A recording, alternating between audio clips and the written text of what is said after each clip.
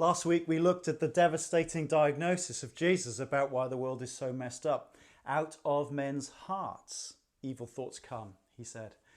The heart of the human problem is the problem of the human heart. We're almost blind now to the everyday ways we try to mitigate against the problems of being a society of sinners. But as we said last week, all the keys in our pockets, all the internet passwords witness to the truth of the diagnosis of Jesus. Incidentally, alcohol is another great way of revealing what's going on in our hearts. I mean, what happens when people get drunk? Does losing your inhibitions make people kinder, gentler, better people? No would be the answer of the police, who have to deal with a lot of antisocial behavior, domestic violence and sexual assault when people get drunk. The problem, of course, is fundamentally not the alcohol. It is the human heart that is revealed by the alcohol. This is the diagnosis of Jesus. All these evils come from inside a person and defile them. It's a devastating diagnosis, isn't it? But what can be done? Well, Mark wrote this account not to kind of give us despair, but because he wanted to share with us the really great news about Jesus, the good news, against this backdrop of our great problem. And so immediately after the diagnosis, he recounts three events in the life of Jesus that are wonderful signs advertising the solution to this terrible heart problem. I mean, there are lots of unusual details in this section of Mark's Gospel that has already been read to us that are covered in these events. His dialogue with a woman, which results in an unclean spirit being cast out of her daughter, the healing of a deaf and mute man, and then the feeding of 4,000 people in a remote place.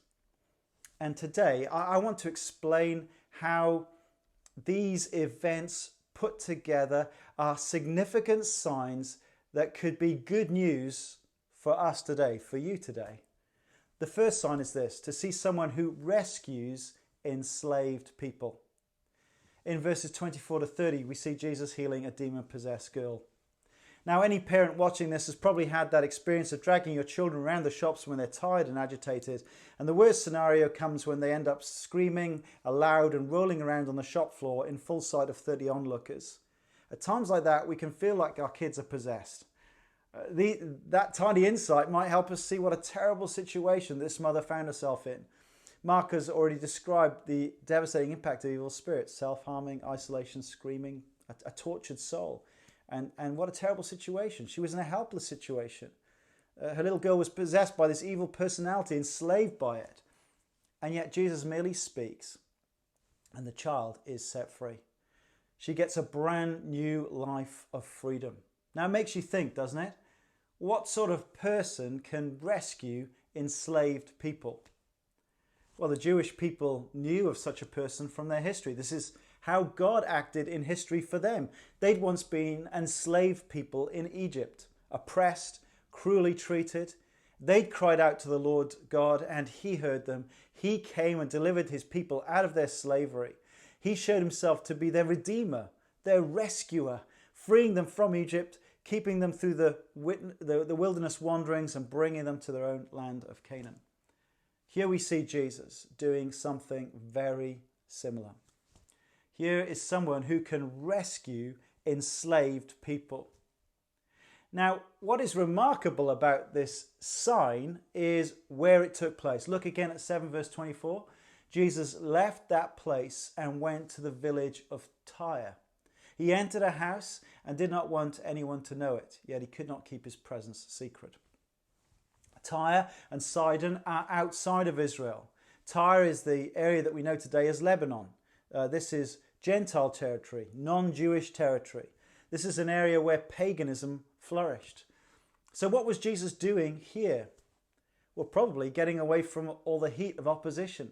If you remember last week, the religious leaders were already plotting to kill him before he denounced them as religious hypocrites. And from verse 24, it looks like Jesus wants some anonymity, some rest and peace, perhaps to teach his disciples. But the fame of Jesus makes this impossible. And so this quiet house is disrupted by a noisy woman. She bursts in on the scene and falls at the feet of Jesus, begging him to help her heal her daughter. The last person who fell at the feet of Jesus was Jairus. Remember, the president of the synagogue? You couldn't get a bigger contrast between Jairus and this woman. The confrontation that Jesus just had with the religious leaders was about what makes you clean or unclean before God. And according to the Jewish tradition of the elders, this individual has the most against her. Verse 26 gives the reasons why no self-respecting Jewish man would have had anything to do with her. She was a woman, number one. She was a Greek Gentile.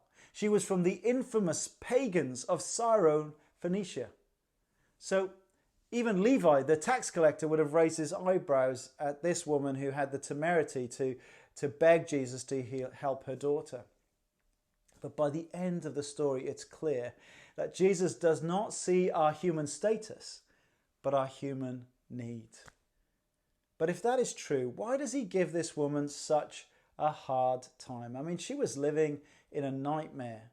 And Jesus' response seems very odd if you look at verse 27. First, let the children eat all they want, he told her, for it is not right to take the children's bread and toss it to the dogs. It seems a very shocking thing for Jesus to say, don't you think? If you don't think so, why don't you compare your wife or girlfriend to a dog this week and see what reaction you get. The Jewish people used to refer to the Gentiles as dogs as a basic slur about their feeding habits. Dogs will eat almost anything you stick in front of them.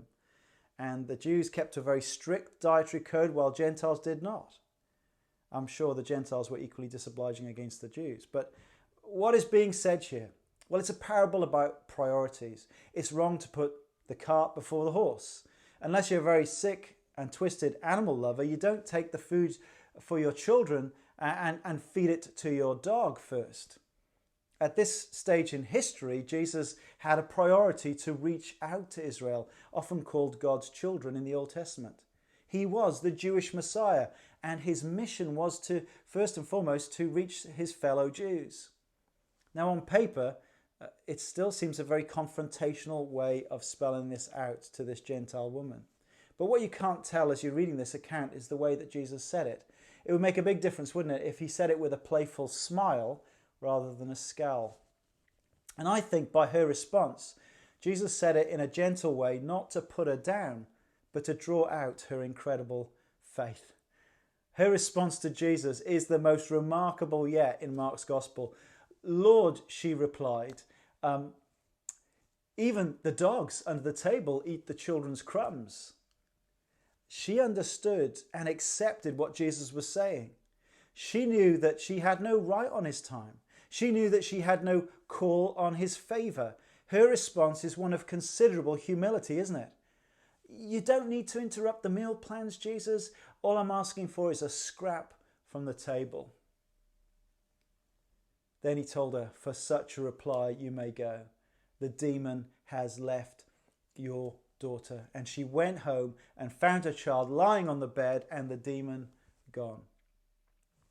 I think what is so amazing here is that this pagan woman gets just a one-sentence parable from Jesus and she gets it. The brief parable discloses to her the mystery of the kingdom. Look what she does in contrast to nearly everyone else in Mark's Gospel. She hears the parable of Jesus, she accepts it, although it was a humbling experience, and she engages with Jesus on his terms. And in it, she hears an invitation to relate to Jesus as Lord and Rescuer. Lord, she replied, even the dogs under the table eat the children's crumbs. Now, Jesus didn't say that the dogs will never get fed, but that the children should be fed first. And she took Christ at his word. She heard the word first, and she realizes that she can be next. And so actually Jesus treats her like a child of Israel. Well, what about us? Do we recognize our need? I think the average Brit or American just assumes that God will accept us just as we are because we're just basically good people. We're so lovable. We're so wonderful. Of course God will accept us. But remember what we learnt last week. That's not our state. What comes out of a person is what defiles them. For it is from within, out of a person's heart, that evil thoughts come. Sexual immorality, theft, murder, adultery, greed, malice, deceit, lewdness, envy, slander, arrogance, and folly. All these evils come from inside and defile a person. This is what Jesus says about us. There's no basis in why God should ever accept us or bless us. In fact, we deserve his judgment. Are we willing? Are you willing to accept Christ and his word on his terms? Do we come before God with a humble recognition of our desperate need? We need a saviour. We need someone to redeem us from our slavery to sin. We need to throw ourselves upon the mercy and the power of Jesus. And all those who do will find Jesus to be a wonderful rescuer and Lord. For he is the one who rescues enslaved people. Well, that's the first sign. Second sign, note here, is somebody who restores the exiled. We see Jesus healing a deaf and mute man. What a terrible disability that is. You're cut off from the normal interactions with your community, unable to hear what is said, unable to communicate what you think. What frustration. I mean, he was living like an exile in his own land. And once again, this is Gentile territory. Jesus is in the region of the Decapolis. And somehow the word has got out about what Jesus can do. Maybe it was that man, formerly known as Legion, who'd been sharing his story. But by the time Jesus comes back to this territory, they're more receptive to Jesus. And again, Jesus graciously acts. And I'm struck by what a contrast his behavior is to many of the healing evangelists you'll sometimes see on Christian TV. He doesn't want to make a big show about this. He takes the man to a private place just with his disciples. He doesn't want to make a big show.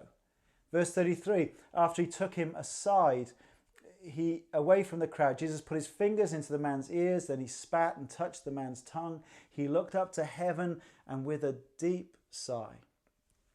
Now, this is rather unusual. It certainly made an impression on the disciples, perhaps. Of course, Jesus was always teaching them something important in this healing. But the other aspect of this is that it's a very compassionate way of relating to a deaf man. Jesus couldn't explain verbally to him what he was about to do, and so he uses a kind of a form of sign language. Fingers in his ears, this is going to be healed. Spitting, touching his tongue, this is going to be fixed. And the first words that reverberate into the ears and the brain were ephphatha, that is, be opened. And once again, the power of Jesus' word is displayed. At this, the man's ears were opened, his tongue was loosed, and he began to speak plainly. Amazing. My daughter Amy just finished 4-year speech therapy course. I don't think there's any known treatment that can achieve an instantaneous miracle like this, that someone can go from being mute to clear speech. Makes you think, doesn't it? What sort of person can do such incredible miracles? What sort of person can heal deaf and mute people? What sort of person can restore exiled people? Well, Mark gives us a big clue in the original Greek text that the New Testament was written in. The phrase that says that man had a speech impediment occurs only once in the New Testament here, and the other reference in the Greek version of the Old Testament is in Isaiah chapter 35. It was read to us earlier. It's a message of hope to captive exiles far away from Israel. 35 verse 4 says this, say to those with fearful hearts, be strong and do not fear. Your God will come. He will come with vengeance, with divine retribution. He will come to save you. Then will the eyes of the blind be opened and the ears of the deaf unstopped. Then will the lame leap like a deer and the mute tongue shout for joy. And in verse 10 of that chapter it says, and those the Lord has rescued will return. They will enter Zion with singing. Everlasting joy will be the crown on their heads. Gladness and joy will overtake them, and sorrow and sighing will flee away. Jesus sighs and says, ephphatha, and the man is full of joy. He can speak, he can hear. God promised he would come again to ransom his exiled people and bring them home rejoicing. He was going to make a way through the desert. He was going to rescue people who were powerless because of their sin. And when God the Redeemer comes, these will be the remarkable signs, that the blind will be able to see and their eyes will work, the deaf will be able to hear, their ears will work, and the lame will find that their legs have strength and they'll leap with joy, and the tongue will sing his praises that once was mute. And what's the way in the desert called in Isaiah 35? The M8? No, not the M8. And a highway will be there. It will be called the way of holiness, and it will be for those who walk on that way. The unclean, it says, will not journey on it. Wicked fools will not go about on it. So here we are. We're in the Decapolis region. This is unclean territory. And we see Jesus restoring a deaf mute, releasing an exile, freeing the enslaved. And here's the big point. That Gentiles, non-Jewish people who were once considered unclean are now part of the ransomed of the Lord. They're on this highway of holiness because all who trust him can walk in the way of holiness with joy and gladness as they become pilgrims on their way to fellowship with God. Now, who is this person then who frees the enslaved, who restores the exiled, and lastly, who provides in the desert? Well, if we still haven't worked out who Jesus is, Mark gives us a third event that is a massive sign again. Here we see Jesus providing food to satisfy a crowd of 4,000 people in a very remote place. Chapter 8 verse 1 makes clear we're still in the territory outside the land of Israel in those days. What days? Well, it was the days of when they were in the Decapolis region. And here we see again Jesus' great heart for people. He calls his disciples to him. Verse 2, I have compassion for these people. They've already been with me 3 days and they have nothing to eat. If I send them home hungry, they will collapse on the way because some of them have come long distances. Well, the disciples reasonably point out that the chances of getting food in this remote place are very slim, let alone for 4,000 people. And then the disciples are treated to another unforgettable moment. With a mere 7 loaves, and let's not forget the few small fish, he gets this huge crowd to sit down and get ready for a big picnic. He gives thanks, and the disciples distribute it to the people. And once again, the people ate until they were satisfied. And the disciples still pick up 7 big basketfuls. Well, it makes you think, doesn't it? Who is this person who can feed thousands of people in a deserted place? Does that sound like anyone you know? Well, of course, only God can do these things. This is what God did for Israel at the time of the Exodus as they wandered through the desert to the promised land. Day by day, he provided manna for them. And here in the person of Jesus, God came to redeem his people. As we read on in Mark, we will see how this redemption plan is going to take place. Because on the night before his crucifixion, Jesus would once again bless bread, break it, and give it to his disciples, saying, "This is my body broken for you." Mark is underlying that these are all signs of the Redeemer God. If you've been following this series in Mark, you'll remember, of course, something very similar happened back in chapter 6, the feeding of the 5,000. So what's new here? Why does Mark show us another feeding miracle? Well, it happened. But I think it also says this. Chapter 6 is saying Jesus has come to redeem Israel. And chapter 7 and 8, that Jesus has come to redeem all of the rest of the world, the Gentiles too. This is the profound insight of the Syrophoenician woman. Even though Jesus was the Jewish Messiah, she trusts that God's superabundant blessing will spill over the borders of Israel's geography and ethnicity to be a blessing to the whole world and include her. And through these events, Jesus was teaching his disciples that the good news of God was for the whole world. These chapters would be especially precious to any today who are not from a Jewish background like me. It was always God's purpose that he would, through Israel, bless the whole world. That's what he says to Abraham right back in Genesis chapter 12. In Isaiah 49, as we learn about the mission of the suffering servant, it says this, "It is too small a thing for my servant to restore the tribes of Jacob and bring back those of Israel that I have kept. I will also make you a light for the Gentiles, that my salvation may reach to the ends of the earth." Now, if someone asks you later today, what was the sermon about today? Tell them this. Jesus is the Redeemer for the whole world. Jesus is the Redeemer for the whole world. Now, if you're not a Christian, then this woman really shows you how to respond to this Jesus. Take him at his word. Acknowledge your evil that separates you from God. Humble yourself before him today. Confess your sin to him and accept the forgiveness that he makes possible through the death of Jesus on your behalf. Now, what should we do as disciples today? Well, be reminded that the gospel of Jesus Christ is good news for all people. And yet we don't readily believe this. Do you ever find yourself prejudging who is likely or unlikely to receive the gospel? There are some people we think, oh, that person probably could become a Christian. And others who think, I don't think they'd ever become a Christian. And so why bother sharing it with them because they're unlikely people? Well, when we think like that, we are so wrong. We never get it right. Who would have thought that this pagan woman from Syrophoenicia would get it? But she got it. This is good news for all people. I mean, who do you think is unlikely to become a Christian? Who do you think is someone that you would never imagine that you know? Why don't you write down their name, start praying for them? I don't know. Is it one of your Islamic friends?